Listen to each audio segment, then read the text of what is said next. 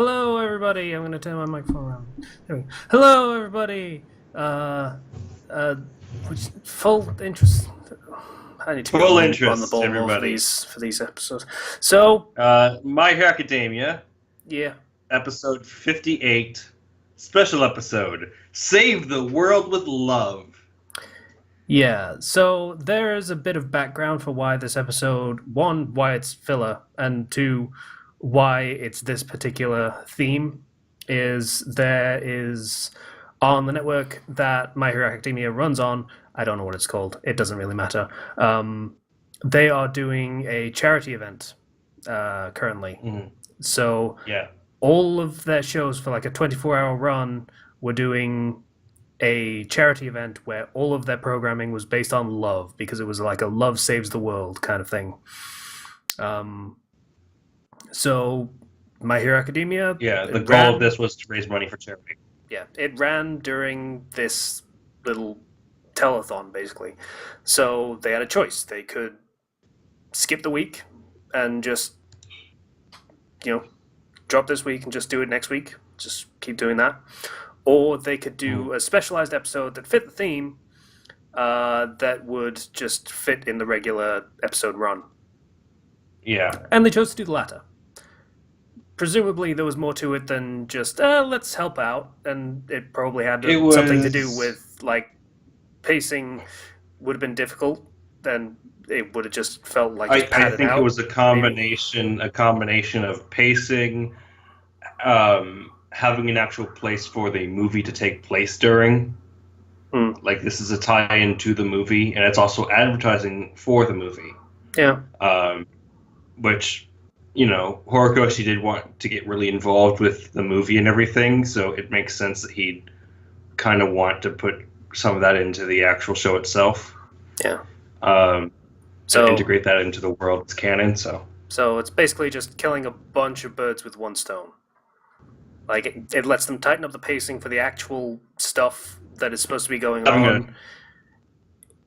It lets them Zero's having a bit of connection issues. It lets them do a little side story that they like to do from time to time. It let them help out with the charity thing, which is always nice to do. Can't really discount that, and it let them promote the film. So yeah, a bunch of things that they got to do, all with just one filler episode. It is a spread shot stone. It's also a good filler episode, so that's always nice. So yeah. So we start out with a brief bit about the movie tie-in, where we see there's a special on about All Might's internship in America. Yeah. And we see some glimpses of young All Might, and it's like, yeah, how old are you, All Might? And Cementos is like, well, I was a fan of All Might when I grew up. He's wearing his young era costume, and that. It's like, how old are you, All Might? He's in his 30s. That's like.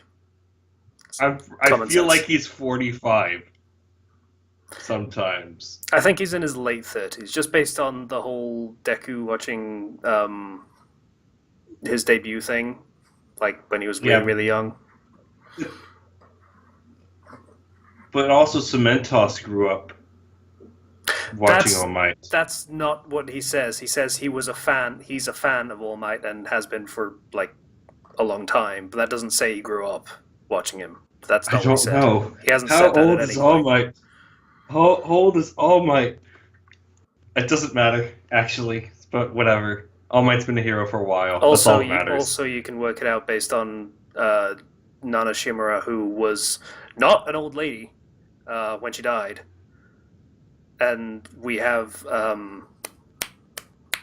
what's his name? Gran Torino. No, other one. Great. Kid.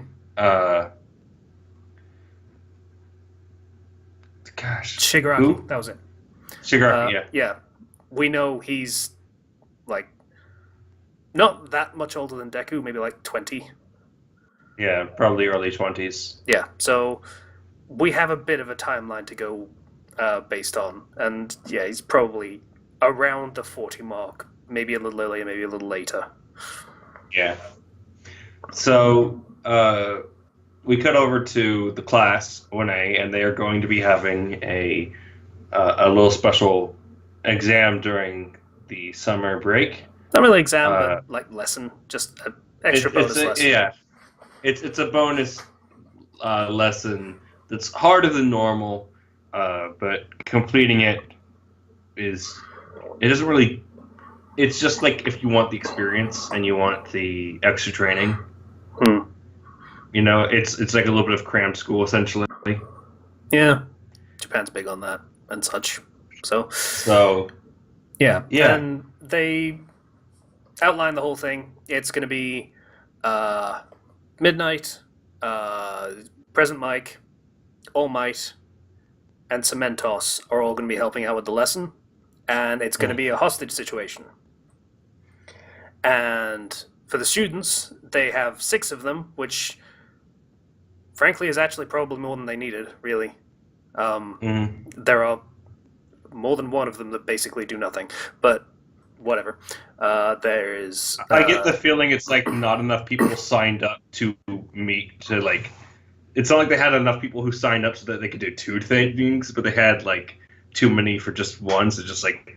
just go all in one. Sure. Okay. I don't know. It just feels like wasted space in terms of character roster a little bit. It's a filler episode where you get the main characters that people care about. Sure. Main in like these are the characters who either get the most screen time or it's just Asui, who everybody likes. Yeah. So yeah, it's a hostage situation, and they get taken to one of the training fields where there are cardboard cutouts of police just surrounding a jewelry store, and they get told, okay, there is a jewelry robbery. It is a hostage situation. It is your task to apprehend and capture the villain.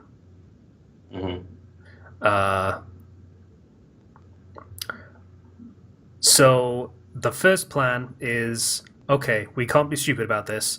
So, Ochiko, float yourself up and look through the window of the jewelry store on the 2nd level so that he won't be able to see you easily, and we can get a good idea of the situation. How many villains, how many hostages?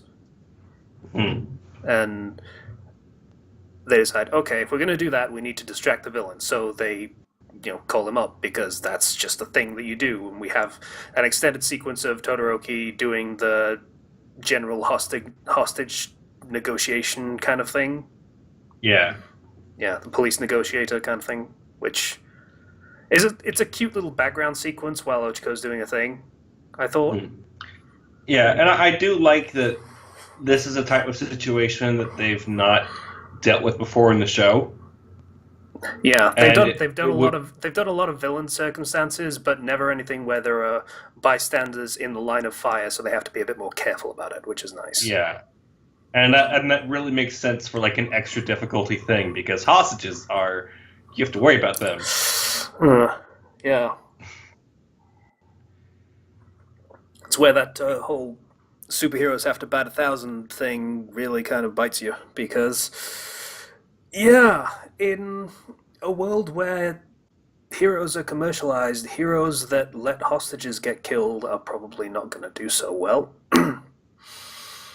Yeah, that's an unfortunately common thing that happens with police in hostage circumstances. So, yeah, this is a thing they need to know, and need to know how to handle well.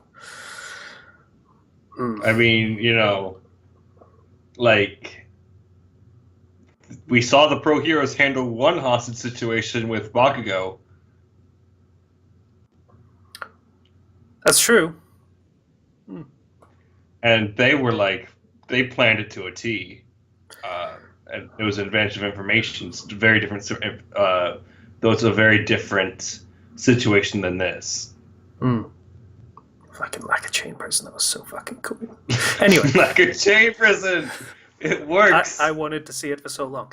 Anyway, yeah. So Ochako has a look in, and there is the one villain, which is All Might, and then there are 3 hostages that are Midnight, Present Mike, Cementos, all tied up. Hmm. So she pointed out what they are. It's with the hands, they do a prearranged signal, which is also very smart. Ida tells her to stay there, and they're like, okay, what do we do now? We need to play this smart and not just rush in there being stupid. And Bakugo's like, I'm gonna rush in there and be stupid. Because fuck you guys. He gets really upset that he's just sitting there and everybody's just talking, and he can't really contribute much in this particular situation. He's just like, I'm just gonna go create a distraction because that's what I'm good for. Yeah. And you guys save the hostages or something. I mean, he's gotten smarter, a bit more level-headed, but that doesn't rewrite his entire character, who is just generally still very hot-headed and would still do something like this if he thinks it's the right play. Like, if he thinks they're genuinely just wasting time, he will absolutely just rush in just to get them moving. Teamwork is something he's working on. Yeah. It makes the dream work, but not... Bakugo's like, fuck your dream, or something. I don't know. This is back, like, during the summer break, so... Yeah, this is after the Bakugo being held hostage thing. It's pretty much just after they moved into the dorms, I believe. Yeah, I think so. Yeah, because they do establish that Deku was living in the dorms. That happened after all that other stuff, and so yeah. So Bakugo rushes in, makes a big explosion to bust in the door, and the villain is dead on the floor. I mean, it's play acting, but he's bloody and he's been stabbed. He's dead, and Sue goes up and kind of just tickles him with her hair. It's like yeah, no, he's alive. He's just pretending that he's dead. Yeah, because this is all just a yeah, no, he's not. This is just a setup for us to do this test, so it's fine. Yep. So, yeah. If you're watching this review, you should know how this fucking turns out, so you know why we're laughing. But yeah. So, like, okay, there were 4 people here. One of them is dead. So someone had to have killed him. So it has to have been one of our hostages. Ochako didn't see anything because of the smoke from the explosion. No one else saw anything because of the smoke from the explosion. So, yeah, they question the hostages and say, okay, what was going on? And Cementos was one of the shop workers.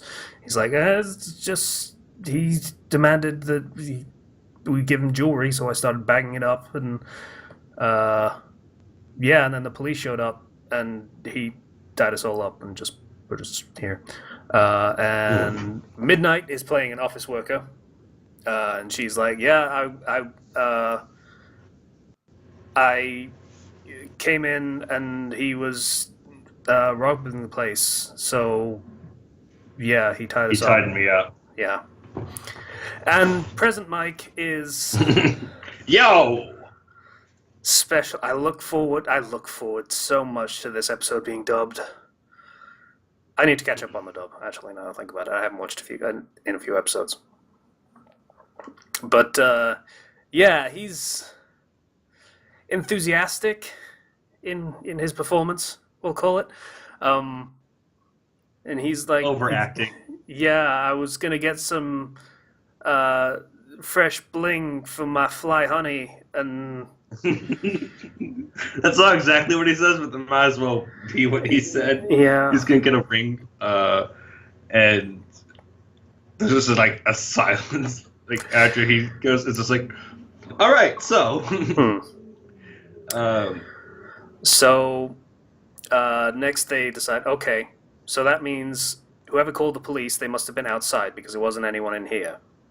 Yeah, Todoroki's like, there's no discrepancies in their stories I can find, and Deku's just thinking in the corner, and Bakugo's like, okay, Deku, come on, you thought of something.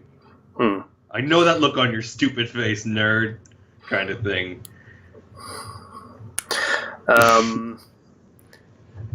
And he was like,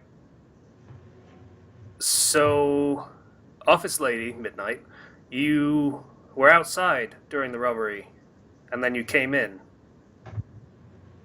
You called the police, didn't you? And they're like, what? How did you get that the detective show stock lines? And he's like, yeah, you called the police, which means you came in voluntarily, which means you must have known the villain. You must have known the villain was going to strike. So, over time, I'm just going to say, because I forget the exact details of how he figures it out, but over time, I don't think they outlined how he really figured it out. They just said, there's some leaps in logic. This must be how this worked out. You were totally in love with the villain, and you decided you had to stop him. So you called the police, but then came in and... There's a few leaps in logic here. It was a 10-minute story. They didn't really have time to just really flesh out a detective-style thing. So they would have to be twice the length to do the full detective story. Yeah. So yeah. They figure out Midnight was in love with the villain. They were together, and she didn't want him to get arrested by the police or to ruin his life or whatever. But when she was in the store, the villain realized, oh, the police are going to realize that she was connected to me, and this is going to cast a shadow over her life, so I'm going to kill myself. So he stabbed himself. And Midnight just starts doing the fake crying of, oh, he did it for me. It was surprisingly moving. It was, and it was great. Yeah. And then Aizawa comes in, it's like, okay, you guys did it, I guess. Yeah. And he walks in. Good job. You figured out all of the things. So, yeah, good job on figuring out all the details of what was going on. I still have to give you 0 points, though, because you remember how the goal of this was to capture the villain? Maybe look down. Outline. It's just like, and then you see All Might running away. It's fucking great, though. It's so amazing. I love that they had so much fun with this. Like, that the characters had so much fun. Also the actors, because they seemed to be having a blast as well. But, yeah, just the teachers were just having so much fun, just doing their little drama club exercise. Mm-hmm. Yeah, and it doesn't really matter that they got 0 points, because this is just a bonus thing. Yeah. It was a supplementary lesson, so... Yeah. We do cut over to... there is a brief part where it's like, but what about the love? And it's just like, there was no love. There was no love. He faked it. It's a good story. It was a good story. The theme of love. Yeah. Well, misplaced love is also love, I suppose. So we skip back over to I just keep wanting to call him Dan Shields because he's fucking named Shield. I think that's like a YouTuber or something. It's just a name that I have in my head. It was Dave, because it's still a weird word for Japanese I think it's to just pronounce. David Shield. Yeah. His daughter, I want to say, invites All Might to Island, which is, we'll get to that, but, invites him to just come hang around. It'd be cool. We can catch up. So All Might immediately goes, all right, I'm gonna go invite Deku. So he does. And he's like, hey, do you want to go with me to Island right now? And Deku does his muttering of all of the details of Island, which is basically just half of a synopsis for the film, which is, yeah, it's an island built for support companies to just research and develop products for hero work, basically. Okay, just sounded like you had something to say, but you just kind of stopped. No, I was just like, yeah, no, I haven't seen the movie yet, so I've learned some details about the movie, but I have not seen the movie, so. I'm gonna take a stab in the dark, and some villains try and attack Island to get a hold of the hero product schematics and such things, or just the products themselves. That's just a stab in the dark. I'm gonna take a stab at it and say somehow Dave Shields, who was All Might's sidekick in America, is somehow tied to the villain or is the villain. Maybe. Because that seems like the stereotypical thing. Was he All Might's sidekick, or was All Might his sidekick? He was All Might. I think, yeah, he was All Might's sidekick. Well, All Might was a hero, or no, it was All Might his. I don't know. Because I thought he was. I haven't seen the movie. I thought he was All Might's sidekick, and then you said at the top of this episode that All Might was his sidekick. So I was kind of confused. No. I think I got it backwards. Okay. I had a long day of work, so. Yeah. So that's a thing. Kind of undermines a thing that comes up in a little bit in terms of the next season, but it's whatever. Well, sidekick Willie was in New York, or not New York, but America. The abroad sidekick. That's the sidekick when I'm not home with my family. Okay, I'm not cheating. A man can have multiple sidekicks. I mean, I'm not disagreeing, but whatever. Look at Batman. How many sidekicks has Batman had, and how many are called Robin? I mean, the metaphor works too well, because in more than one continuity, he does actually bang Batgirl. So, anyway, aside from the point, just to put a too fine a point on the little analogy that we were going with there. Yeah, so that whole thing is just a promo for the film, and he's like, "Hey, do you want to come with me? Okay, pack your stuff. We're leaving right now." Cool. I gotta say, one thing I do love about this episode is the beginning and the end, where All Might and Deku are together, and they both have the yellow shirts. I am here, wearing yellow to match Midoriya. And Deku's just like, I got this shirt too, and it's just adorable. And they are the best father and son. Oh my god. Okay.